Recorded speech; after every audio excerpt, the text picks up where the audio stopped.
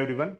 तो आज की इस वीडियो के अंदर हम लोग डिस्कस करने वाले हैं बीएनएसएस के जो लेटेस्ट जजमेंट्स आई हैं 2025 के अंदर। 2025 के अंदर बीएनएस की जो इंपॉर्टेंट जजमेंट्स हैं वो सारी जजमेंट्स हम यहां पे कवर करेंगे। This will be very very important for your upcoming judiciary exams as well as CLAT PG exams, क्योंकि लेटेस्ट जजमेंट्स दिल्ली जुडिशरी में बहुत इंपॉर्टेंट रहती हैं एंड क्लैट पीजी के अंदर तो पूरा का पूरा पैसेज ही उठा करके पूछे जाते हैं क्वेश्चंस। तो आइए स्टार्ट करते हैं इसको। So I've compiled 23 जजमेंट्स, एक एक करके डिस्कस करते चलेंगे और ब्रीफ में आपको कॉन्सेप्ट भी बताता चलूंगा, ठीक है। इस पीडीएफ फाइल को अगर आपको चाहिए,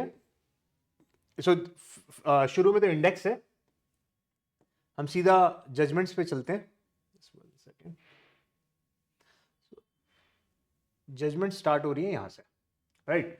सो इनकेस अगर आपको इसकी पीडीएफ चाहिए तो आप मेरे टेलीग्राम चैनल को ज्वाइन कर लेना। एडीवी स्पर्जन आप सर्च करेंगे आपको मिल जाएगा और वहीं पर ही मैं इस पीडीएफ को भी शेयर कर दूंगा। ओके, एनीवेज, फिलहाल बात करते हैं सबसे पहले Shrimati Usha Rani versus Modudula Srinivas. So this is relating to maintenance section 144 BNSS के ऊपर। बड़ी इंपॉर्टेंट जजमेंट है, एग्जाम के लिए बड़ी इंपॉर्टेंट रह सकती है ये। यहां पर बेसिकली क्या था कि एक वाइफ ने फर्स्ट हस्बैंड को डाइवोर्स दिए बिना उसने दूसरी शादी कर ली, right. And now she wants maintenance from the subsequent husband. जो सेकंड हस्बैंड है उससे मेंटेनेंस चाहिए उसको, ठीक है। फर्स्ट हस्बैंड तो मेंटेन कर नहीं रहा है क्योंकि उसने दूसरी शादी कर ली, वो तो दूसरे के साथ रह रही है, तो अब उसको मेंटेनेंस चाहिए सेकंड हस्बैंड से। एंड रूल इज, अगर हम 144 या इनफैक्ट 125 सीआरपीसी पढ़ें तो वहां पे वैलिड मैरिज का कॉन्सेप्ट दे रखा है, लेकिन इसके ऊपर भी मल्टीपल जजमेंट्स आ चुकी हैं कि अगर वॉइड मैरिज की भी वाइफ है तो वो भी मेंटेनेंस क्लेम कर सकती है 125 सीआरपीसी में। और देखो क्या बोला कोर्ट ने, knowledge of the first marriage by the second husband is a relevant consideration. Second husband को पता था ना कि इसकी ऑलरेडी शादी हो चुकी है, तब भी उसने दूसरी शादी करी। 125 CRPC is a social, now this is very important, ये आप एग्जाम में यूज कर सकते हैं, social welfare provision and must receive liberal interpretation. ये अल्टीमेटली बनाया क्यों है, जिससे कि एक वो बेसिकली एक वो पर्सन जिसको मेंटेनेंस चाहिए, उसको सब्सिस्टेंस चाहिए, जीने के लिए कुछ बेसिक अलाउंसेस चाहिए, उसके लिए प्रोविजन बनाया गया। तो अल्टीमेटली सोशल वेलफेयर के लिए प्रोविजन बनाया गया। तो इसका बहुत टेक्निकल इंटरप्रिटेशन अगर करेंगे तो पर्पस ही डिफीट हो जाएगा। तो यही कोर्ट ने बोला, maintenance can not be denied when the wife is otherwise left without support. So basically maintenance सिर्फ इस ग्राउंड पे आप डिनाई नहीं कर सकते कि इसकी तो ऑलरेडी शादी हो चुकी है, फर्स्ट हस्बैंड से उसने डाइवोर्स नहीं लिया है। इस टेक्निकलिटी की वजह से सेकंड हस्बैंड अपनी रिस्पॉन्सिबिलिटी से पीछे नहीं हट सकता। So this was held in this case and this very very important, exam में देखना आने वाले टाइम में बड़ी इंपॉर्टेंट हो जाएगी। एक और जजमेंट 125 सीआरपीसी में, अगेन 144 बीएनएसएस बोल सकते हैं, जहां कोर्ट ने बोला non compliance with RCR does not automatically bar maintenance. अब आरसीआर की, रेस्टिट्यूशन ऑफ कॉन्जुगल राइट की डिक्री आ चुकी है, जहां पे वाइफ को ऑर्डर किया गया है कि आप हस्बैंड के साथ जाकर के कोहैबिट करो, पर वाइफ ने कोहैबिटेशन से रिफ्यूज कर दिया है, राइट। क्यों? अब उसके पास कोई ग्राउंड हो सकता है कि मे बी इल ट्रीटमेंट करता है, हैरेसमेंट करता है, मे बी मार पिटाई करता है, कोई क्रूएलिटी कमिट करता है। There can be multiple reason, मतलब एक रीजनेबल कॉज है why wife is not complying with RCR decree. Now this wife wants maintenance from the husband under section 144। तो क्या मेंटेनेंस मिल सकती है? हस्बैंड कहता है कि जब आरसीआर डिग्री आ चुकी है और वाइफ मेरे साथ रह नहीं रही है तो I will not give her maintenance. So court ने बोला this can not be the ground for refusing the maintenance. Mere existence of RCR decree is not determinable. The court must independently assess whether the wife had just sufficient cause to live separately. क्या उसके पास sufficient cause है अलग रहने का? अगर हाँ, तो फिर उस केस में उसकी मेंटेनेंस को डिनाई नहीं कर सकते, ठीक है। सो रीना कुमारी वर्सेस दिनेश कुमार, एग्जाम में आप इसको यूज कर सकते हैं। नेक्स्ट जजमेंट पे चलते हैं, Imran versus state of Gujarat 2025 की again judgment, and this is pertaining to FIR. FIR के अंदर बेसिकली कह रहे हैं distinction between mandatory FIR registration and preliminary inquiry under BNSS. Now अगर अभी तक आपने ये चीज नहीं बेसिकली पढ़ी है या इनफैक्ट नोटिस नहीं करी है, प्लीज ध्यान रखना, सेक्शन 173 जो एफआईआर को डील करता है बीएनएसएस में, उसमें चेंजेस किए गए हैं। And one of the very crucial changes section 173 clause 3 add हुआ है, जहां पे यह बोला गया है कि अगर कोई ऑफेंस 3 साल से 7 साल का है, less than 7 years, 3 years or more and less than 7 years वाला अगर ऑफेंस है, तो ऐसी सिचुएशन में पुलिस ऑफिसर एक प्रिलिमिनरी इंक्वायरी कंडक्ट कर सकता है to find out whether the case is made out or not. क्या केस एक्चुअल में बनता भी है या नहीं बनता, इस चीज के लिए प्रिलिमिनरी इंक्वायरी की जा सकती है। पर ध्यान रखना कौन से ऑफेंसेस में, 3 से 7 साल के ऑफेंसेस में। पर इसके अंदर अब परमिशन वगैरह लेनी पड़ेगी डीएसपी से, एंड देन उसको 14 डेज के अंदर अपनी प्रिलिमिनरी इंक्वायरी कंक्लूड करनी पड़ेगी। ये सारे रूल्स दे रखे हैं। तो यहां कोर्ट ने क्या कहा, कह रहा है कि under 154 CrPC registration of FIR is mandatory if information discloses a cognizable offence. 154 में सब इतना था कि अगर कॉग्निजेबल ऑफेंस है तो एफआईआर मैंडेटरी है, लेकिन बीएनएसएस में क्या कर दिया, introduce a limited departure permitting, मतलब थोड़ा एक्सेप्शन क्रिएट कर रहा है, permitting preliminary inquiry for offences punishable between 3 and 7 years. 3 से 7 साल वाले, 7 से कम है, याद रखना, लेस देन 7 ईयर्स है, 3 years or more and less than 7 years. Such inquiry requires prior approval of a superior police officer। मैंने आपको बताया कि डीएसपी से परमिशन लेकर के इंक्वायरी करनी पड़ेगी। The provision aims to prevent registration of frivolous और motivated cases। पर्पस क्या है इस क्लॉज का, जिससे कि फ्रिवलस केसेस रुक सके। द इंक्वायरी रिमेन्स डिस्क्रिशनरी, और यह कोई जरूरी नहीं है कि हर 3 से 7 साल वाले ऑफेंस में करना ही है। बस अगर यह पता चल रहा है prima facie case is made out, तो फिर आपको एफआईआर रजिस्टर करनी पड़ेगी। Does not dilute the general rule of mandatory FIR registration। This does not mean कि FIR अब ऑप्शनल हो गई है, FIR आज भी मैंडेटरी है। बस ये कहा गया है 3 से 7 साल वाले ऑफेंस में और ज्यादा थोड़ा प्रिकॉशन रखना है। अच्छा, 3 से 7 वाला क्यों, मतलब 7 से ऊपर वाला तो आपको समझ में आ रहा है, क्योंकि ग्रीवस ऑफेंस है, वहां पे तो एफआईआर तुरंत करनी है, कोई प्रिलिमिनरी इंक्वायरी की जरूरत नहीं है। 3 से कम वाले में क्यों नहीं करा, अब इसके पीछे क्या लॉजिक है, क्योंकि आप देखेंगे लेस देन 3 इयर्स वाले जो ऑफेंसेस हैं ज्यादातर नॉन कॉग्निजेबल होते हैं। अगर वो नॉन कॉग्निजेबल है तो फिर ऐसी सिचुएशन में तो आप वैसे भी एफआईआर नहीं कर सकते। आई एम सेइंग ज्यादातर, I am not saying it is not a rule, मतलब लेस देन 3 इयर्स वाला भी कॉग्निजेबल ऑफेंस हो सकता है, पर वो कम होते हैं, राइट। तो इसलिए यहां से 3 से 7 साल वाले रूल में बनाया कि मैक्सिमम जो एफआईआर्स होती हैं जो लेसर ऑफेंसेस में, वो होते हैं 3 से 7 साल वाले, वहां पे आप प्रिलिमिनरी इंक्वायरी कर सकते हैं, डिस्क्रिशन है, with the permission of higher superior police officer, और 14 डेज में वो कंक्लूड करके आपको एफआईआर, अगर प्राइमा फेसाई केस बन रहा है तो एफआईआर आपको रजिस्टर करनी पड़ेगी। सो this is the concept involve under section 173। Very very important, please read कर लेना अगर नहीं पढ़ा है तो। ओके, नेक्स्ट में चलते हैं।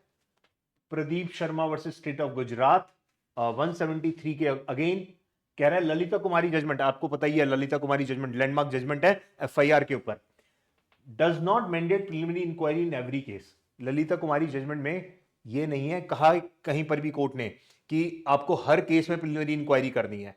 पुलिस ऑफिसर एफआईआर रजिस्टर करने से पहले हर केस में प्रिलिमिनरी इंक्वायरी करेंगे, ऐसा नहीं बोला है। बस ये तब प्रिलिमिनरी इंक्वायरी की जाएगी जब ये पता लगाना है कि whether this offence is a cognizable offence और अ नॉन कॉग्निजेबल ऑफेंस। क्योंकि अगर नॉन कॉग्निजेबल है तो एनसीआर रजिस्टर्ड होगी, एफआईआर तो हो नहीं सकती। उसके लिए ललिता कुमारी में अलाउ किया था। इसी बात को वापस रीएटिरेट किया है सुप्रीम कोर्ट ने Pradeep Sharma versus state of Gujarat में। Lalita Kumari reaffirmed the obligation of police to register FIR when information discloses a cognizable offense। अगर cognizable offense है तो FIR is mandatory। Preliminary inquiry is permissible only in a limited categories where information requires verification। When allegations clearly disclose a cognizable offense, no preliminary inquiry is permissible। But हाँ, exception आ गई है यहां पर, है ना, अभी जो बताया मैंने 173 क्लॉज 3 के अंदर एक्सेप्शन भी है, जहां पे प्रिलिमिनरी इंक्वायरी की जा सकती है इवन दो कॉग्निजेबल ऑफेंस का पता लग रहा है, just to find out whether a prima facie case is made out or not. ये एक एक्सेप्शन क्रिएट कर दी। ठीक है, नेक्स्ट क्वेश्चन पे चलते हैं, सॉरी नेक्स्ट जजमेंट पे चलते हैं। Om Prakash Ambedkar versus state of Maharashtra, ये है हमारा 156(3) या 175 क्लॉज 3 बीएनएसएस की जजमेंट, जहां पे कोर्ट के पास पावर है इन्वेस्टिगेशन ऑर्डर करने की। Magistrate has power to order investigation और रजिस्ट्रेशन ऑफ एफआईआर। अब देखो, अब यहां पर भी चेंजेस किए गए हैं, बीएनएसएस में बहुत सारे चेंजेस करे हैं, एंड देखना आने वाले एग्जाम्स में, क्योंकि 20 मई जब ये जजमेंट आई थी 3 इयर्स वाले प्रैक्टिस रूल को लेकर के अभी तक कोई नोटिफिकेशन किसी भी स्टेट की तरफ से नहीं आई है। अब जो नोटिफिकेशन आएंगी उसमें आप देखना एग्जाम जो कंडक्ट होंगे बीएनएसएस, क्योंकि criminal loss, new criminal loss तो आएंगे अब, right. So new criminal loss के अंदर बीएनएसएस बहुत इंपॉर्टेंट टॉपिक बनेगा, क्योंकि इसके अंदर बहुत सारे चेंजेस करे हैं एज कंपेयर टू बीएसए और बीएनएस। यस, बीएनएस में भी बहुत सारे चेंजेस हैं, पर फिर भी बीएनएसएस के अंदर बहुत मटीरियल चेंजेस हैं। बीएनएस में तो फिर भी स्ट्रक्चर्ड चेंजेस हैं, पर यहां पर बहुत सारे टेक्निकल चेंजेस किए गए हैं। सो 175(3) के अंदर अब ये रूल बना दिया, जो पहले भी कोर्ट ने बोला हुआ था, मतलब सुप्रीम कोर्ट की गाइडलाइंस पहले भी थी इसके ऊपर, बस अब ये कह दिया कि भाई अगर आपने एफआईआर कराने गए आप पुलिस ऑफिसर के पास, एसएचओ के पास गए, स्टेशन हाउस ऑफिसर, जो बेसिकली थाने का मेन जो मेन हेड होता है, उसके पास आप गए, वहां पे जाकर के एफआईआर आपकी रजिस्टर नहीं करी, रिफ्यूज कर दी, तो अब आप सीधा क्या है, मजिस्ट्रेट के पास पहुंच जाओगे? ऐसा नहीं है, आप पहले सुपीरियर पुलिस ऑफिसर पे जाओगे। अगर वो भी, मतलब सुपरिटेंडेंट ऑफ पुलिस पे जाओगे, एसपी पे जाओगे, अगर वो भी आपकी एफआईआर नहीं कर रहे, तो फिर आप जाएंगे कोर्ट के अंदर मजिस्ट्रेट के पास। 175 क्लॉज 3 में एफिडेविट भी साथ में लगाना पड़ेगा आपको कि सर मैं इधर भी गया था, मैं पुलिस स्टेशन गया था, फिर मैं सुपीरियर पुलिस ऑफिसर के पास गया था, पर उन्होंने मेरी एफआईआर इन ग्राउंड्स पर रिफ्यूज कर दी है, तो आपसे रिक्वेस्ट है आप इन्वेस्टिगेशन ऑर्डर कर दो। तो ये नहीं है कि सीधा गए, एफआईआर रजिस्टर नहीं हो रही, सीधा आपने एप्लीकेशन लगा दी मजिस्ट्रेट के पास, भाई रजिस्टर करो एफआईआर। पहले हुआ करता था ये, पर अब नहीं होता। अब तो बीएनएसएस के अंदर तो स्पेसिफिक प्रोविजन बना दिया है, direction to police for investigation under 156(3) can not be issued mechanically. ये नहीं कि मजिस्ट्रेट के पास सीधा गए और अब उन्होंने सीधा ऑर्डर कर दिया, वो भी उसको एग्जामिन करेंगे मैटर क्या है, क्योंकि क्या पता कोई बहुत ही मिसलेनियस सा मैटर है जिसका कॉग्निजेंस वो खुद ही ले सकते हैं डायरेक्टली कंप्लेंट प्रोसीडिंग की तरह, राइट। अगर आप एफआईआर रजिस्टर्ड नहीं हो रही, 156(3) की एप्लीकेशन लगाई या अब 175(3) की 175(3) की एप्लीकेशन लगाई, तो मैजिस्ट्रेट डायरेक्टली कॉग्निजेंस भी ले सकता है उस एप्लीकेशन के ऊपर, considering the application as a complaint. उस एप्लीकेशन को कंप्लेंट मान करके कॉग्निजेंस लेके आके प्रोसीड कर सकता है, ठीक है। सो 156(3) के अंदर कोर्ट ये भी देखेगा, मैकेनिकली एक्ट नहीं करना, ये देखेगा Magistrate must assess whether all allegation require police investigation or can be tried by the court itself। क्या इन्वेस्टिगेशन की जरूरत है भी, या सीधा मैं प्रोसीड कर जाऊं, इसको कंप्लेंट केस बना दूं। ये सब कंसीडर करने के बाद फिर जाकर के the magistrate must here the police officer and pass a reasoned order before directing registration of FIR. Police officer को भी सुनेगा कि भाई क्यों नहीं करी आपने एफआईआर रजिस्टर, क्या रीजन है, फिर जाकर के एफआईआर का ऑर्डर करेगा। ये नहीं सीधा उठाओ और एफआईआर ऑर्डर कर दो, right. See, I'm taking time. This is important. Why? Because concept भी साथ साथ बताता चल रहा हूं, आपके एग्जाम में बहुत इंपॉर्टेंट होगा। सिर्फ रीड करना है तो फिर मैं तो पीडीएफ शेयर कर सकता हूं जो कि आप रीड कर लेंगे, पर समझना भी बहुत जरूरी है जिससे कि माइंड में फिट हो जाएंगे, right. So it will take time, but ठीक है, स्लोली कर रहे हैं। प्री Krishna Mohan Reddy versus state of Andhra Pradesh, ये है आपकी 161 सीआरपीसी, जो कि अब हो गया 180 बीएनएसएस। प्लीज याद रख लो, अपने नए सेक्शंस याद करने शुरू कर दो। एग्जाम्स में अब उम्मीद यही है कि न्यू क्रिमिनल लॉज ही पूछे जाएंगे, पुराने पूछने तो नहीं चाहिए, जैसे राजस्थान में भी पूछे गए थे, ऐसा करना तो नहीं चाहिए। अब उम्मीद है कि न्यू क्रिमिनल लॉज ही आने चाहिए, बाकी एग्जाम अगेन नोटिफिकेशन बताएगा। Statement of accused can not be used against को accused at bail stage. Now this is important. Suppose एक एक्यूज ने स्टेटमेंट दी कि सर मैंने ऑफेंस किया है और मेरे साथ ये फलाना बंदा भी इन्वॉल्व है। सपोज दो एक्यूज हैं केस में, ए एंड बी। ए ने स्टेटमेंट दी पुलिस को, कहां पे, 180 के अंदर, कि सर कन्फेशनल स्टेटमेंट होगी ना, कि मैंने ऑफेंस किया और मेरे साथ ये भी था, मैंने किया और ये भी था, राइट। अब ये मैंने किया ये तो इररेलेवेंट है, क्यों, confession given to the police officer वैसे भी यूजलेस है, राइट। तो इसको तो आप वैसे भी कोर्ट में यूज नहीं कर सकते। तो जब उसके अगेंस्ट यूज नहीं हो पा रहा, तो क्या को एक्यूज की, अब को एक्यूज ने बेल एप्लीकेशन लगा दी कि सर मेरे, मतलब बी ने बेल एप्लीकेशन लगाई कि सर मेरे को बेल दी जाए। बेल इसलिए डिनाई करी गई कि भाई तेरे साथी ने तेरे अगेंस्ट एविडेंस दिया। अरे भाई उस एविडेंस की तो वैल्यू नहीं है, कुछ भी, वो तो इनएडमिसिबल है ना, वो ए के अगेंस्ट एडमिसिबल है ना वो बी के अगेंस्ट एडमिसिबल है। हाँ, ट्रायल में एक्यूज ने अपने अगेंस्ट बोला होता और फिर बी को इंक्रिमिनेट किया होता, तो फिर उस लिमिटेड सेंस में आप उसको यूज कर सकते थे, सेक्शन 24 ऑफ भारतीय साक्ष्य अधिनियम के हिसाब से, कन्फेशन ऑफ को एक्यूज्ड। पर अभी तो पुलिस को दिया है ना, तो पुलिस वाली स्टेटमेंट के बेसिस पे अब दूसरे एक्यूज की बेल एप्लीकेशन कैसे डिनाई कर सकते हैं, जब वो उसी के ए के अगेंस्ट ही यूज नहीं हो पा रही, बी के अगेंस्ट बी ने एप्लीकेशन लगाई है बेल की, उसकी इस ग्राउंड पे आप रिफ्यूज कर रहे हैं कि भाई तेरे अगेंस्ट, तेरे साथी ने तेरे अगेंस्ट एविडेंस दिया हुआ है, वो तो एविडेंस एडमिसिबल ही नहीं है, right? So therefore this can not be the ground for refusal for bail. Statement recorded under 161 CRPC are inadmissible against co-accused at the bail stage. Inculpatory statement made to a police are barred under Section 25 of Evidence Act. ठीक है? Even admissible confessions under Section 30 can be considered only at a trial. वो भी अगर police को, magistrate को भी दिया होता तब भी उसके कोई रेलिवेंट नहीं था, क्योंकि ट्रायल का मैटर है कि ट्रायल में यूज हो पा रहा है नहीं हो पा रहा. ठीक है, इसको पढ़ लेना. बाकी कॉन्सेप्ट क्या था मैंने आपको बता दिया, मेन मुद्दा क्या है इस केस के अंदर वो मैंने आपको बताया. नेक्स्ट केस पे चलते हैं. Sameer Sandhir versus CBI again 2025 की जजमेंट, और ये है 193 मतलब चार्जशीट के ऊपर. बहुत ही इंपॉर्टेंट बात यहां पे बोली है, प्रोसिक्यूशन में produce documents omitted from chargesheet. जब चार्जशीट फाइल की गई थी 193 बीएनएसएस के अंदर, उस टाइम पर हो सकता है प्रोसिक्यूशन से, मतलब पुलिस ऑफिसर से कुछ डॉक्यूमेंट्स मिस हो गए हो, उन्होंने उस टाइम पे फाइल नहीं करे हो. अब लेटर स्टेज पे वो फाइल, कुछ डॉक्यूमेंट्स फाइल करना चाहते हैं, तो क्या इसके लिए फर्दर इन्वेस्टिगेशन करनी पड़ेगी? अच्छा, फर्दर इन्वेस्टिगेशन कहां होती है?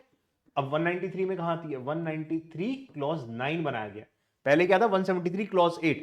अब आ गया बीएनएसएस में 193 क्लॉज 9. ठीक है, तो क्या फर्दर इन्वेस्टिगेशन करके फिर उसके बाद आपको डॉक्यूमेंट सबमिट करने को? भाई इतना सब करने की जरूरत नहीं है. Why there is, see there are only some documents which are required to be submitted, तो वो सबमिट कर दो ना. There is no need for any further investigation as such. But ये ध्यान में रखना है, the omission must be bona fide, कि वो जान करके नहीं किया था, वो डॉक्यूमेंट्स पहले जान करके, क्योंकि अब उसके बेसिस पे तो एक्यूज ने अपना डिफेंस भी बनाया होगा, तो इसलिए एक्यूज के इंटरेस्ट जियोपर्डाइज नहीं होने चाहिए, मतलब प्रिजुडिस नहीं होने चाहिए. The accuse retains the right to challenge the admissibility and authenticity during trial. उन डॉक्यूमेंट्स की ऑथेंटिसिटी को ट्रायल में चैलेंज किया जा सकता है, जैसे किसी और डॉक्यूमेंट को किया जा सकता है. And it is a procedural lapse which are curable, do not vitiate the proceedings. ये तो प्रोसीजरल मिस्टेक है, इतना कुछ फर्क नहीं पड़ता, बाद में सबमिट कर सकते हैं. And there is no need for any further investigation. Such omission does not necessarily require further investigation under so and so. Further investigation की यहां पे जरूरत नहीं होती.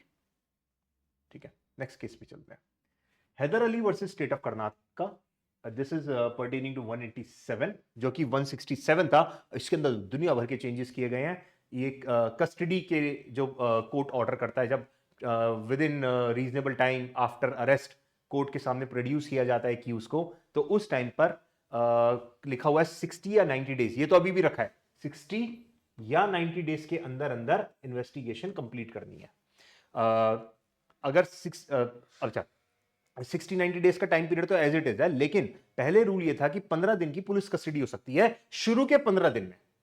अब इसको चेंज कर दिया कि 15 दिन की पुलिस कस्टडी हो सकती है, पर अगर ये वाला है तो शुरू के 40 दिन में, और ये वाला मैटर है, मतलब 10 साल से ऊपर वाले ऑफेंसेस हैं तो 10 इयर्स और मोर वाले ऑफेंसेस हैं तो उस केस में 60 डेज. शुरू के इनिशियल 40 डेज और इनिशियल 60 डेज के अंदर 15 डेज की पुलिस कस्टडी हो सकती है. बहुत लोगों को ऐसा लग रहा है कि अब ऐसा रूल बना दिया कि अगले 60 दिन और 90 दिन का जो इन्वेस्टिगेशन पीरियड होता है उसमें कभी भी आप पुलिस कस्टडी कर दो अगले 15 दिन के लिए. ऐसा नहीं है.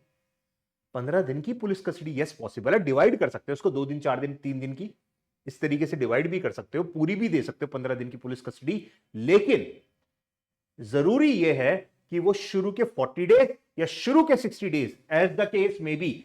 60 डेज वाला ऑफेंस है तो 40 और 90 वाला है तो 60 डेज के अंदर अंदर ही दे सकते हैं. इसके बियॉन्ड पुलिस कस्टडी का ऑर्डर नहीं हो सकता. For offences punishable up to 10 years, total police custody permissible is 15 days. Such custody can be taken in parts but must fall within first 40 days of the investigation. Once the 40 days period expired, no further police custody can be granted. एक बार 40 दिन निकल गए, अब police custody grant नहीं हो सकती. तो इसके बारे में यहाँ पे बोला गया है Haider Ali versus state of Karnataka 187, क्योंकि पेपर के लिए इंपॉर्टेंट क्वेश्चन रहता है, जहां पे डिफॉल्ट बेल का भी कॉन्सेप्ट दे रखा है, वहां पर इस जजमेंट को आप यूज कर पाएंगे, क्योंकि लेटेस्ट जजमेंट है इसके ऊपर. ये मैंने यहां पे जो जजमेंट्स लिखे हैं सब वही है जो आपके एग्जाम में पूछी जाएंगी. अदरवाइज और भी जजमेंट, बहुत सारी जजमेंट्स आई हैं बीएनएसएस के अंदर ऑब्वियसली, पर जो एग्जाम रिलेटेड है और एग्जाम के लिए आपके लिए पेपर में जो पूछी जा सकती है सिर्फ वही यहां पर मेंशन की गई है। Suniti Tuteja versus state of UP, this judgment is of section 218 BNSS, जो कि सैंक्शन अगर कोई जज या पब्लिक सर्वेंट के अगेंस्ट प्रोसिक्यूशन करनी है, कोई वो किसी ऑफेंस में इन्वॉल्व है, उनके अगेंस्ट अगर प्रोसिक्यूशन करनी है तो फिर सैंक्शन लेनी पड़ती है गवर्नमेंट से, तभी आप उसके अगेंस्ट प्रोसीड कर पाएंगे। तो उसके ऊपर ये जजमेंट आई है, no concept of deemed sanction under CrPC. मतलब अगर आपने सैंक्शन के लिए अप्लाई किया कि सर पब्लिक सर्वेंट इन्वॉल्व है, मतलब हमारा जो एक्यूज है वो कोई पब्लिक सर्वेंट है, जब वो ऑफिशियल ड्यूटीज अपनी डिस्चार्ज कर रहा था उसने कोई ऑफेंस कमिट किया है, तो आप मुझे हमें मतलब गवर्नमेंट से पूछा गया है कि सर आप प्लीज सैंक्शन दे दो, परमिशन दे दो, जिससे कि हम इसको प्रोसिक्यूट कर सकें। सैंक्शन अब तक मिली नहीं है, काफी टाइम निकल चुका है। डज इट मीन कि डीम्ड सैंक्शन हो गई है? कह रहा भाई ऐसे नहीं होता, या तो सैंक्शन ग्रांट होगी, जब तक नहीं होगी तब तक आप उसके अगेंस्ट प्रोसिक्यूशन नहीं कर सकते, या फिर रिफ्यूज होगी, रिफ्यूज हो गई तो आप आगे प्रोसिक्यूट नहीं कर पाएंगे। Requires prior sanction before taking cognizance, अब ये आ गया 218 में, ठीक है, against a public servant, delay by sanctioning authority does not result in deemed grant of sanction. सिर्फ इसलिए कि डिले हो रहा है, दिस डज नॉट मीन कि सैंक्शन आ चुकी है, ठीक है। इसी सेक्शन के ऊपर एक और केस आया, जीसी माजूनाथ वर्सेस सीताराम, जहां पे कहा है कि sanction required even where act exceeds authority if nexus exist. अब कई लोगों को ऐसा लगता है कि एक पब्लिक सर्वेंट है, उसने कोई ऑफेंस कमिट किया है एक्सीडिंग हिज पब्लिक ड्यूटी, मतलब जो भी उसको ऑफिशियल ड्यूटी जो थी उसकी, उसके बियॉन्ड जाकर के उसने ऑफेंस कमिट किया है, इसलिए सैंक्शन लेने की जरूरत नहीं है। फॉलो कर रहे हो? एक तो ये कि मैं ऑफिशियल ड्यूटी, मैं पब्लिक सर्वेंट हूं, मैं अपनी ऑफिशियल ड्यूटीज कर रहा था, उस टाइम पर मुझसे ऑफेंस हुआ है, तो सैंक्शन लेनी ही पड़ेगी। दूसरी सिचुएशन ये कि मैं एक पब्लिक सर्वेंट हूं, मेरे को जो कहा गया, तो मेरी जो ऑफिशियल ड्यूटीज थी उसके बियॉन्ड में जाकर के कोई काम कर रहा था, I was doing something which was actually not authorised, ठीक है, वो मेरा ऑफिशियल काम नहीं था, उस टाइम पर मैंने कोई ऑफेंस कमिट करा है, कह रहे हैं वहां पर भी आपको सैंक्शन लेनी पड़ेगी अगर यह प्रूव हो जाए कि वो जो एक्सेस ऑफ पावर वो एक्सरसाइज कर रहा था, मतलब जो उसका काम नहीं था वो जो कर रहा था, उसका कनेक्शन, उसका नेक्सस डायरेक्टली उसके ऑफिशियल ड्यूटीज के साथ कनेक्टेड है, मतलब there is a nexus between official duties and excess of what he was doing. तो अगर ये प्रूव हो गया तो आपको सैंक्शन अभी भी लेनी पड़ेगी। Sanction under section 197 is required where acts have reasonable nexus, मतलब कनेक्शन विद ऑफिशियल ड्यूटीज।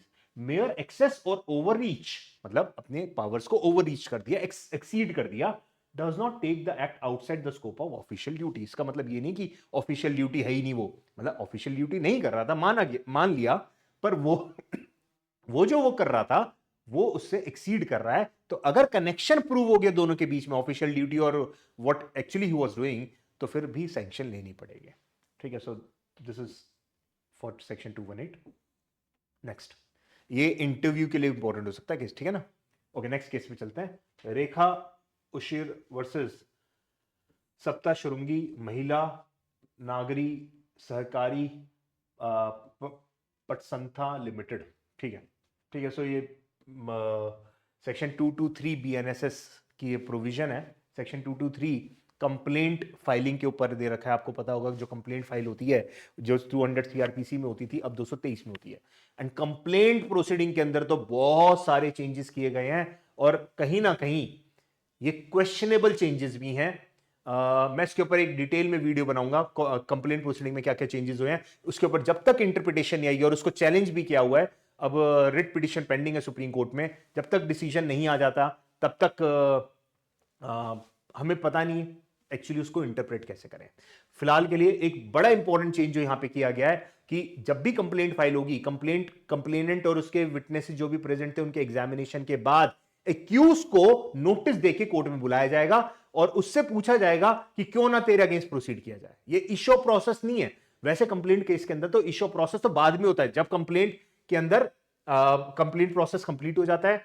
223 और 225 की जो प्रोसीडिंग्स होती है वो कंप्लीट हो जानी चाहिए। एक्चुअली पहले था 200 एंड 202, वो प्रोसीडिंग्स पूरी होने के बाद इशू प्रोसेस होता था 204 के अंदर सीआरपीसी में। अब यहां पे ये कह दिया भैया इशू प्रोसेस तो बाद में करते रहना, फिलहाल पहले एक बार कोर्ट में बुला लो उसको, और उस टाइम पर तो उसके लोकस स्टैंडा ही नहीं है, फिर उसको कोर्ट में क्यों बुलाया जा रहा है? और वो कोर्ट में नहीं आ रहा तो क्या हम उसकी वेट करते रहेंगे क्या? मतलब देयर इज नो पॉइंट, क्योंकि जब there is already a provision for dismissal of complaint, there is already, क्योंकि एविडेंसेस कंप्लेंट केस के अंदर पहले लिए जाते हैं, चीफ पहले होता है कंप्लेनेंट का, और चार्ज फ्रेमिंग बाद में होती है। अब ये बहुत सारे इसमें प्रिकॉशंस दे रखे हैं जो पहले से प्रेजेंट है, तो फिर एक्यूज को इस टाइम बुला करके क्या फायदा होने वाला है वो मुझे भी नहीं पता, मुझे समझ नहीं आ रहा। इंटरप्रिटेशन जब कुछ आएगी तो पता चलेगा। यहां पे मेरे हिसाब से तो कहीं ना कुछ फ्रेमिंग के अंदर गड़बड़ की गई है, बट एनीवेज जब तक कुछ इंटरप्रिटेशन नहीं आती तब तक हम इसको समझते हैं। रूल ये है कि एक्यूज, कंप्लेनेंट और उसके विटनेसेस का एग्जामिनेशन होने के बाद एक्यूज को शो कॉज नोटिस दिया जाएगा, कोर्ट में बुलाया जाएगा और उससे पूछा जाएगा ये जो कंप्लेंट तेरे अगेंस्ट आई है हम इसके अंदर क्यों ना प्रोसीड करें। वो तो कहेगा ना भाई क्यों कर रहे हो आप, मत करो ना प्रोसीड, ठीक है। So anyways, so magistrate must ascertain truth of allegations before issuing summons. कह रहे इशू प्रोसेस करने से पहले, ये मतलब इस जजमेंट में जो मैंने आपको बताया उसका कोई लेना देना नहीं है। इस जजमेंट में तो बस इतना बोला है कि जब भी 200 की कंप्लेंट फाइल होती है नाउ सेक्शन 223, तो कोर्ट मैकेनिकली एक्ट नहीं करेगा, उसको ट्रस्टवर्दीनेस जानने के लिए क्वेश्चंस पूछने पड़ेंगे, जिसके लिए सेक्शन 168 बीएसए के अंदर वो अपनी पावर्स को यूज कर सकता है। 168 में कुछ भी क्वेश्चंस पूछ सकता है किसी कंप्लेनेंट से, उसके विटनेसेस से। The examination of complainant under 200 CRPC is a substantive judicial exercise and not a mechanical formality। कह रहा भैया इसको फॉर्मेलिटी की तरह मत ट्रीट करो, ये बहुत इंपॉर्टेंट है। अगर ट्रस्टवर्दीनेस स्टैब्लिश हो रही है तभी आप इशू प्रोसेस करो, अदरवाइज कंप्लेंट को डिसमिस कर दो, ठीक है। A magistrate is required to put questions to the complainant to test the veracity, मतलब trustworthiness of the allegations made। Questions पूछे जाएंगे, और क्वेश्चंस किस सेक्शन में पूछे जाते हैं? 168 बीएसए के अंदर पूछे जाते हैं, ठीक है। आगे बढ़ते हैं अगले केस में। अगेन 223 से रिलेटेड ये सेकंड कंप्लेंट के ऊपर है। इसके ऊपर दिल्ली या हरियाणा जैसी स्टेट के अंदर क्वेश्चन बनाया जा सकता है। रानी मोल वर्सेस स्टेट ऑफ केरला 223 के अंदर यहां पे ये बोला है कि जो सेकंड कंप्लेंट है after closure report for same incident not maintainable. एक कंप्लेंट फाइल करी, उस कंप्लेंट प्रोसीडिंग्स हुई 200 सीआरपीसी में, अब हो गया 223। कंप्लेंट प्रोसीडिंग के बाद कोर्ट ने इन्वेस्टिगेशन ऑर्डर कर दी, ठीक है। पहले होता था 202 के अंदर इन्वेस्टिगेशन हुई, पुलिस वालों ने पुलिस ऑफिसर ने क्लोजर रिपोर्ट फाइल कर दी, भाई कोई ये जो कंप्लेंट में केस है ये बेकार है, फ्रिवलस है, झूठा है, कुछ इसका मतलब नहीं है। क्लोजर रिपोर्ट फाइल हो गई, कोर्ट ने कंप्लेंट को कर दिया डिसमिस, ठीक है। अब सेकंड कंप्लेंट फाइल कर दी कि सर सेम कंप्लेनेंट है, सेम फैक्ट्स है, ऑफेंस का नेचर चेंज कर दिया। पहले किसी एक्स ऑफेंस की बात कर रहा था, कर नहीं सर अब ना वाई ऑफेंस के बारे में बता रहा हूं मैं आपको। कोर्ट क्या बोलेगा? भाई तेरे को पहले बोलना चाहिए था ना, एक्स और वाई पहले एक ही, क्यों फैक्ट्स भी सेम है, कंप्लेनेंट भी सेम है, तो फिर आप वाई ऑफेंस के बारे में आप क्यों बोल रहे हो? आप पहले बोलना चाहिए था आपको। तो अब second complaint is not maintainable. हां, कब मेंटेनेबल हो सकती है? अगर सेकंड कंप्लेंट के अंदर कंप्लेनेंट कोई और हो तो हो सकती है, या फैक्ट्स के अंदर कुछ चेंजेस हो तो हो सकती है। A second private complaint for the same incident after closure report। Closure report समझ गए? ये क्लोजर रिपोर्ट ये वो नहीं है जो हम 173 सीआरपीसी या 193 बीएनएसएस के अंदर फाइल करते हैं, वो वाली नहीं है। ये क्लोजर रिपोर्ट है एक्चुअल में जो 202 सीआरपीसी या अब जो आ गया 225 बीएनएसएस के अंदर फाइल होती है, वो वाली क्लोजर रिपोर्ट है। ये जो इन्वेस्टिगेशन ऑर्डर होता है कंप्लेंट केस में। Adding new offence to the same set of facts amounts to an abuse of process. कह रहा भाई नया ऑफेंस ऐड कर दिया, ये तो प्रोसेस का मिसयूज करने वाली बात हो गई। Such subsequent complaint constitutes an impermissible improvement of the earlier version. Exceptions exist only where a rival version is presented by a different complainant। अगर कंप्लेनेंट कोई और हो तो समझ में आता है, तो आप कंप्लेंट फाइल कर सकते हैं, जहां पे हम उसको एक्सेप्ट कर लेंगे, ठीक है।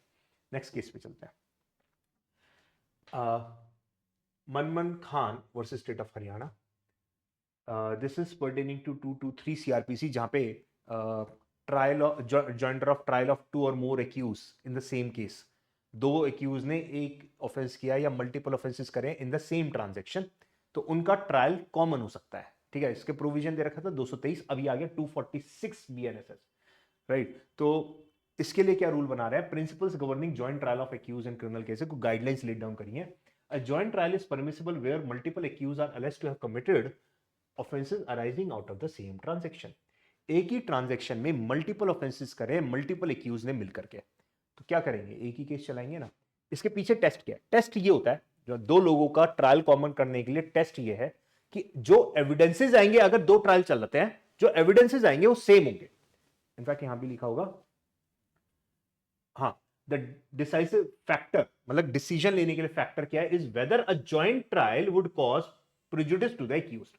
क्या जॉइंट ट्रायल होने से एक्यूज का, किसी एक एक्यूज का इंटरेस्ट प्रेजुडिस होगा, और दूसरा order separating without, the general rule of separate trial must yield where a joint trial avoids duplication of evidence and judicial delay।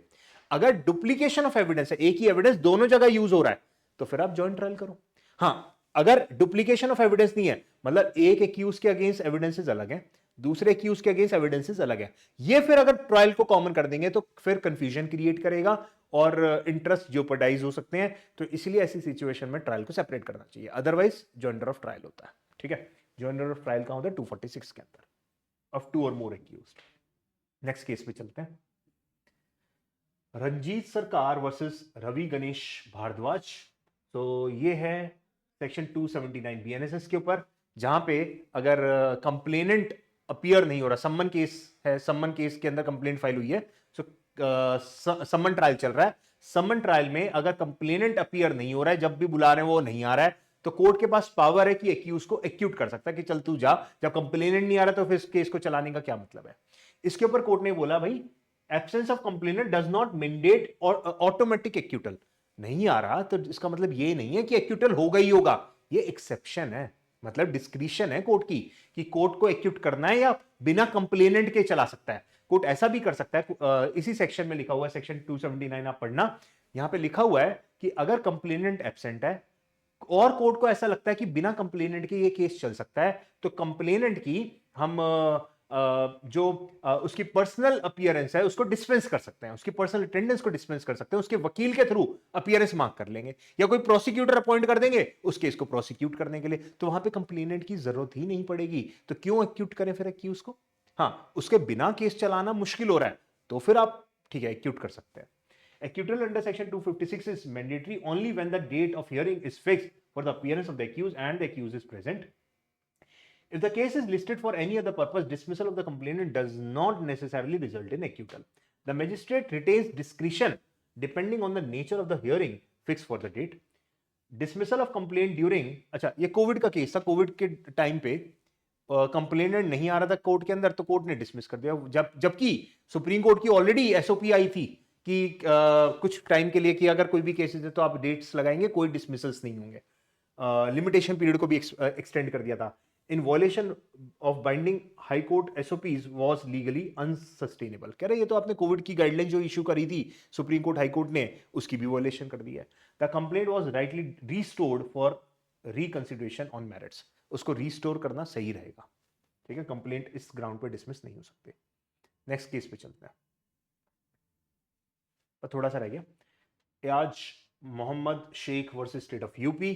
ये है सेक्शन 351 बीएनएसएस के ऊपर, 313 सीआरपीसी, जहां पे एक्यूज का पर्सनल एग्जामिनेशन करता है court. Very important portion for judiciary exams.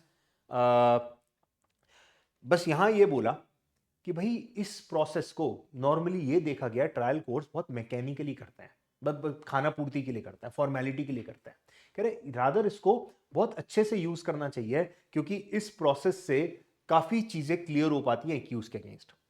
So basically होता क्या है, जब भी प्रोसिक्यूशन एविडेंसेस आते हैं एक्यूज के अगेंस्ट और अब प्रोसिक्यूशन से डिफेंस एविडेंस के अंदर स्टेज चेंज होती है, तो उस बीच में प्रोसिक्यूशन एविडेंस क्लोज हो गए, डिफेंस एविडेंस स्टार्ट होना है, इस बीच में एक्यूज का एग्जामिनेशन करता है कोर्ट। कोर्ट पूछता है भाई तेरे अगेंस्ट ये फलाना फलाना एविडेंसेस आए हैं, फलाना फलाना डॉक्यूमेंट्स आए हैं, ये तेरे अगेंस्ट ये चीजें हमें सजेस्ट कर रहे हैं, तेरा इनके ऊपर क्या रिप्लाई है। इस चीज के ऊपर वो रिप्लाई मांगता है, और इसीलिए यहां पे रूल इज कि जितने भी डॉक्यूमेंट्री एविडेंसेस हैं वो सब शो करा जाता है एक्यूज को कि देख ये तेरे अगेंस्ट एविडेंस है, ये तेरे अगेंस्ट डॉक्यूमेंट है, ये तेरे अगेंस्ट मे बी प्रोसिक्यूशन के विटनेस ने ये बोला है, तो इसके ऊपर क्या रिप्लाई करता है? तो failure to put incriminating material to the accuse may vitiate the trial. अब अगर वो मटेरियल एक्यूज को नहीं दिखाया तो उससे ट्रायल विशिएट हो सकता है, ट्रायल विशिएट हो सकता है, मतलब बेकार हो सकता है, रीट्रायल करना पड़ जाएगा, पूरा प्रोसेस ही खत्म हो जाएगा। Such defects often become incurable when noticed at a belated appellate stage. अब अगर वो डॉक्यूमेंट्स जो पहले दिखाने चाहिए थे एक्यूज को वो नहीं दिखाए गए, अब बहुत लेट स्टेज पे, अपील के टाइम पे वो दिखाए जा रहे हैं, या अपील के टाइम पे उसके बारे में नोटिस किया गया, अच्छा वो तो दिखाई नहीं गए, तो ये जो है ना ट्रायल ही पूरा बेकार हो जाएगा। हाँ, सेम केस के अंदर ट्रायल के दौरान उस शुरू जिस टाइम एग्जामिनेशन होता है उस टाइम पे नहीं दिखाए गए थे, बाद में अगर बता दिया तो वो फिर भी क्यूरेबल है, बट लेट स्टेज पे अगर आप वो उन एविडेंसेस को यूल पुट अगेंस्ट द एक्यूज, वो गलत हो जाएगा। सो कहने का मतलब ये है, कंक्लूजन ये है कि सेक्शन 351 बीएनएसएस के अंदर जब एक्यूज का एग्जामिनेशन किया जाता है तो जो जो एविडेंसेस एक्यूज के अगेंस्ट दिखाई देते हैं, कोर्ट को वो सारे एविडेंसेस एक्यूज को उस टाइम पर दिखाने चाहिए कि ये तेरे अगेंस्ट एविडेंसेस हैं, अब बता हम तेरा क्या करें, तेरा क्या रिप्लाई है इनके ऊपर, right. So this gives him the opportunity to explain those evidences, उन एविडेंसेस को एक्सप्लेन करने की अपॉर्चुनिटी मिल जाती है एक्यूज को। ओके, नेक्स्ट में चलते हैं। Omi alias Omkar Rathore versus state of MP. This is 358 BNSS, very important for Delhi judiciary, जहां पे एडिशनल प्रोसिक्यूशन सही बोल रहा हूं ना? हाँ,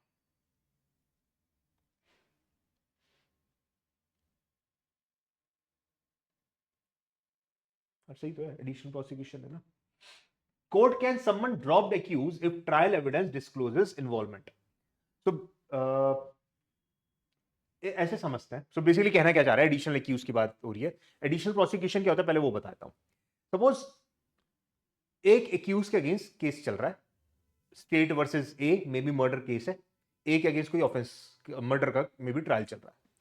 इस बीच में पता चला, ट्रायल के बीच में पता चला अरे इसके साथ तो बी भी इन्वॉल्व है, तो बी को भी उसी केस के अंदर ऐड कर लिया जाएगा, ठीक है, उसी को वहीं पर ही ऐड कर लिया जाता है। इसको बोलते हैं एडिशनल प्रोसिक्यूशन। एंड ये पावर कहां दे रखी है कोर्ट को? ये दे रखी है सेक्शन 358 में, 358 बीएनएसएस, ठीक है। अब एडिशनल प्रोसिक्यूशन करने के लिए एक बहुत इंपॉर्टेंट रिक्वायरमेंट है, प्लीज इसको अपने माइंड में फिट कर लेना।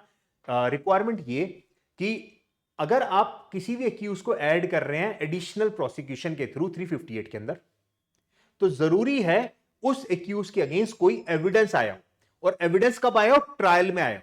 इसका मतलब वो एविडेंस जो पहले से कोर्ट के पास थे, मतलब मे बी चार्जशीट के टाइम पे कोर्ट के पास ऑलरेडी उस एक्यूज के अगेंस्ट एविडेंसेस थे, उन एग्जिस्टिंग एविडेंसेस के बेसिस पे ट्रायल स्टेज में आज आप किसी एक्यूज को ऐड नहीं कर सकते।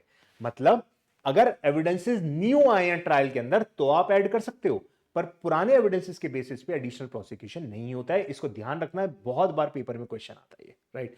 यही बात यहां पे क्लेरिफाई की है कि सपोज दो एक्यूज थे, शुरू में एफआईआर हुई थी दो के अगेंस्ट, ए और बी। ए के अगेंस्ट चार्जशीट फाइल हुई, बी के अगेंस्ट क्लोजर फाइल हो गया, क्लोजर रिपोर्ट 193 बीएनएसएस के अंदर, मतलब उसको छोड़ दिया गया। अब उसी केस में ट्रायल के टाइम पे बी के अगेंस्ट नए एविडेंसेस आ गए, ठीक है, तो उसको अब यहां पर एडिशनल प्रोसिक्यूशन की जा सकती है। सो अगर कोई एक्यूज पहले ड्रॉप हो गया था, मतलब उसको पहले छोड़ दिया था, अब उसके अगेंस्ट कोई फ्रेश एविडेंस आया है तो आप उसके अगेंस्ट प्रोसीड कर सकते हैं। Power under section 319 is based solely on evidence adduced during trial. ये ध्यान रखना, solely on evidence adduced during trial, trial में जो एविडेंस आए उसी के थ्रू आगे प्रोसीड होगा। Filing of closure report by police does not bind the trial court. Police report ने अगर क्लोजर रिपोर्ट फाइल कर दी, पुलिस ने अगर क्लोजर रिपोर्ट फाइल कर दी, तो इसका मतलब ये नहीं कि कोर्ट उसके ऊपर बाउंड हो जाएगा। Person named in FIR but dropped under 169 can be summoned. The expression may any person not being the accuse include such individuals. Summoning of additional accuse was legally justified. ठीक है, सो अगर कोई accused जिसको पहले छोड़ दिया था, उसी एक्यूज को क्या ट्रायल में एडिशनल प्रोसिक्यूशन किया जा सकता है? यस, इट इज पॉसिबल, बस एविडेंस नया होना चाहिए ट्रायल के अंदर। ध्यान रखना, ये बहुत ज्यादा इंपॉर्टेंट केस है, आने वाले एग्जाम में इसके ऊपर क्वेश्चन आएगा, देखना। नेक्स्ट पे चलते हैं। Messrs Celestium Financial versus A Ganashekaran. इसमें क्या बोला गया? Victim's right to appeal against acquittal is absolute. Simple सा केस है, वैसे मेंशन कर दिया अपील के ऊपर क्योंकि केस है ये। सो बेसिकली अगर एक्यूज को एक्यूट कर दिया गया, ठीक है, ट्रायल कोर्ट ने एक्यूट कर दिया, या उसके अगेंस्ट एविडेंस, उसके अगेंस्ट सजा कम उसको दी है, मे बी 5 साल देनी थी 3 साल दी है, या कॉम्पनसेशन अमाउंट सही नहीं दिया गया है, तो इन सभी ग्राउंड्स पे विक्टिम के पास राइट है अपील करने की। ठीक है, so victim has right to appeal and this is also there, this can also happen in negotiable instrument act. Cheque bounce वाले केस के अंदर भी विक्टिम, क्योंकि वो जो कंप्लेनेंट है वो एक्चुअल में विक्टिम ही है, जो पेई है, जिसको चेक दिया गया था उसका डिसऑनर हो गया, वो भी तो विक्टिम है, उसके पास भी राइट ऑफ अपील है। बस ये यहां पे बोला गया, victim has unconditional statutory right to appeal against the acquittal under section 372 CrPC which is 413 BNSS. No requirement of special leave applies, ये पढ़ लेना। In cheque dishonour cases payee qualifies as a victim, payee भी victim की तरह ही treat किया जाता है and can invoke this right, और वो भी अपील फाइल कर सकता है। नेक्स्ट में चलते हैं 482, कुछ केसेस हैं 482 which is inherent power 528 BNSS. सबसे पहले यहाँ पे 4 स्टेप टेस्ट प्रिस्क्राइब किया गया है क्वेश्चन क्रिमिनल प्रोसीडिंग्स। कोई भी क्रिमिनल प्रोसीडिंग को क्वेश्चन करने से पहले, खत्म करने से पहले हाई कोर्ट को ये कुछ स्टेप्स देखने पड़ेंगे। क्या क्या कि जो भी एक्यूज के अगेंस्ट एविडेंसेस है वो किस तरीके के हैं, ठीक है। Such material must completely negate the allegations contained in the complaint और एफआईआर। अब एक्यूज के अगेंस्ट उन एविडेंसेस से कोई केस एक्चुअल में बन भी नहीं रहा है। prosecution must be unable to reasonably contest or explain the exculpatory material। मतलब कुछ स्टेप्स दे दिए जहां बेसिक गाइडलाइंस हैं, जहां वो फुलफिल होंगे तभी क्वेश्चन हो पाएगी। इसको देख लेना। अगले पे चलते हैं, मुस्कान वर्सेस ईशान खान। अच्छा, यहां ये बोला कि भाई जब क्वेश्चन का काम आता है, क्वेश्चन का टाइम होता है, तो उस टाइम पर हाई कोर्ट को मिनी ट्रायल नहीं करना। मतलब मिनी ट्रायल मतलब एविडेंसेस को देखा जा रहा है, एविडेंसेस अप्रिशिएट किए जा रहे हैं, कह रहे ये काम कोई ना कर सकते हैं, वो तो ट्रायल का मैटर है ना। At the stage of exercising inherent jurisdiction, the High Court is confined to examining whether a prima facie case is disclosed। क्या prima facie case बन रहा है कि उसका केस, इतना देखना है। On the face of the evidences देखना है क्या केस बन रहा है। अगर हां तो क्वेश्चन नहीं होगी, एफआईआर क्वेश्चन नहीं हो सकती, ऑब्वियस सी बात है ना फिर तो। पर हां, अगर prima facie case is not made out तो आप क्वेश्चन के लिए जा सकते हैं। ट्रायल नहीं कर सकते। Omissions, contradictions amounts to conducting an impermissible mini trial. कह रहे हैं आप ये नहीं कि उठा करके आप ट्रायल स्टार्ट कर दिया, आप हाई कोर्ट हो भाई, इनहेरेंट पावर है आपके पास, आपको बस ये देखना है ऊपरी तौर से क्या केस बन रहा है नहीं बन रहा, डिटेल में नहीं जाना, वो तो ट्रायल कोर्ट का काम है ना। फिर उनको ट्रायल करने दो, फिर क्यों क्वेश्चन कर रहे हो। ये बात सुप्रीम कोर्ट ने यहां पे बोली है। अगले पे चलते हैं। ओके, सो 482 पे अगेन सेकंड क्वेश्चन पिटीशन। इसके अंदर question on grounds available earlier is not maintainable. So basically जो ग्राउंड्स पहले थे क्वेश्चन के, उन एक क्वेश्चन की एप्लीकेशन फाइल हुई, राइट, समझो इसको। 528 के अंदर एक एप्लीकेशन लगाई हाई कोर्ट में क्वेश्चन की, वो डिसमिस हो गई। अब एक और एप्लीकेशन लगा दी, उसके अंदर ग्राउंड चेंज कर दिया। ग्राउंड पहले जो था वो पहली वाली एप्लीकेशन में भी रेस किया जा सकता था, तब तो किया नहीं, अब कर रहे हैं, तो कंस्ट्रक्टिव रेज जुडिकाटा की तरह नहीं हो गया। जो चीज पहले बोली जा सकती थी पहले ना बोल करके अब बोल रहे हैं, तो this can not B, this is abuse of process of court. ये तो गलत है ना, ये तो रेज जुडिकाटा के भी प्रिंसिपल्स के अगेंस्ट है। तो such kind of second application is not permissible. Constructive res judicata applies to quashing petitions. Second petition for quashing on grounds available earlier is not maintainable. Principle of constructive res judicata applies to proceedings under section 482. Entertaining second petition amounts to impermissible review। अच्छा, review, ये तो review के बराबर भी तो हो गया। आपने पहली पिटीशन आपकी डिसमिस हो गई, आपने फिर से फाइल कर दी, अब क्या कोर्ट उसके ऊपर ऑर्डर कर सकता है सेम ग्राउंड्स पे? या तो फैक्ट्स चेंज हुए हो, सर्कमस्टांसेस चेंज हुए, अब बस ग्राउंड चेंज कर रहे हो। जो पहले बोल सकते थे पहले क्यों नहीं बोला फिर? और ये तो रिव्यू के बराबर हो गया। रिव्यू तो वैसे भी अलाउड नहीं है। आई थिंक सेक्शन 403 आ गया, पहले 362 था, अब 403 आई गेस, 403 बीएनएसएस। स्टिल एक बार रिकंफर्म कर लेना, यहां पे लिखा हुआ है review is not possible. Criminal law के अंदर रिव्यू तो होता ही नहीं है ना, वो तो सिविल लॉ का मैटर होता है रिव्यू कराना है। तो high court earned in allowing the second question petition. High court ने गलती करी, ठीक है। नेक्स्ट केस बस होने वाला है। So no separate ground for arrest. So यहां ये है Kasireddy versus state of Andhra Pradesh. यहां पे कोर्ट ने बस इतना बोला कि अगर अरेस्ट वारंट इशू है, कोर्ट ने अरेस्ट वारंट इशू करा है, तो क्या सेपरेट ऑर्डर पास किया जाएगा ग्राउंड्स ऑफ अरेस्ट के लिए, which is required under article 22 clause 1। कह रहे फिर क्या जरूरत है, जब अरेस्ट वारंट ही कोर्ट ने इशू करा तो सारी जुडिशियल रिक्वायरमेंट फुलफिल करी होंगी ना, कि केस बन रहा है कि उसको अरेस्ट करना जरूरी हो रहा है, उस ऑर्डर के अंदर ग्राउंड्स भी लिखे होंगे, सेक्शंस भी लिखे होंगे, ऑफेंसेस भी लिखे होंगे, तो फिर से एक और सेपरेट ऑर्डर की क्या जरूरत है। 22 clause 1 requires communication of grounds of arrest to the arrestee when arrest is made. अब वो जब वो ऑर्डर ही दिखा दिया, भाई अरेस्ट वारंट एक्यूज को दे दिया अरेस्ट करने से पहले, उसके अंदर आ गया ना सब कुछ कि तेरे को क्यों अरेस्ट कर रहे हैं, उसमें सब कुछ मेंशन्ड होगा, तो अलग से इन्फॉर्म करने की तो कोई नीड ही नहीं है, वो इन्फॉर्मेशन ही तो है, वो अरेस्ट वारंट ही अपने आप में इन्फॉर्मेशन है जहां पे ग्राउंड्स ऑफ अरेस्ट उसको पता चल रहा है। तो there is no separate return grounds mandatory only in warrantless arrest. So अगर आपको राइटिंग में ग्राउंड्स ऑफ अरेस्ट देने हैं जो कि जरूरी होता है, वो सिर्फ तब जरूरी है जब अरेस्ट विदाउट वारंट हो रहा है। अगर पुलिस ऑफिसर एक्यूज को बिना अरेस्ट वारंट के अरेस्ट कर रही है तो राइटिंग में आपको ग्राउंड्स देने पड़ेंगे, पर जब अरेस्ट वारंट इशू हुआ है कोर्ट के थ्रू, उसमें तो पहले से ही लिखा हुआ है, तो सेपरेट एक और ग्राउंड्स ऑफ अरेस्ट के लिए राइटिंग में एक्यूज को देने की कोई नीड ही नहीं है, तो अननेसेसरी टाइम खराब करने वाली बात है। ठीक है, ये बात यहां पे बोली गई है। Next, okay, Pragya Pranjal versus state of Maharashtra. This can be an important case हमारे एग्जाम के लिए। यहां पे ये बोला है कि भाई आर्टिकल 226 के अंदर जो रिट ज्यूरिसडिक्शन है हाई कोर्ट की, कह रहे भाई ये अगर कोर्ट ने, अब ध्यान से देखो, एफआईआर रजिस्टर हुई, इन्वेस्टिगेशन हुई और पुलिस रिपोर्ट जमा हो गई, कोर्ट ने कॉग्निजेंस ले लिया, ठीक है, यहां पे कॉग्निजेंस ले लिया और अब प्रोसीड कर दिया, मे बी इश्यू प्रोसेस कर दिया, चार्ज फ्रेमिंग कर दिया, राइट।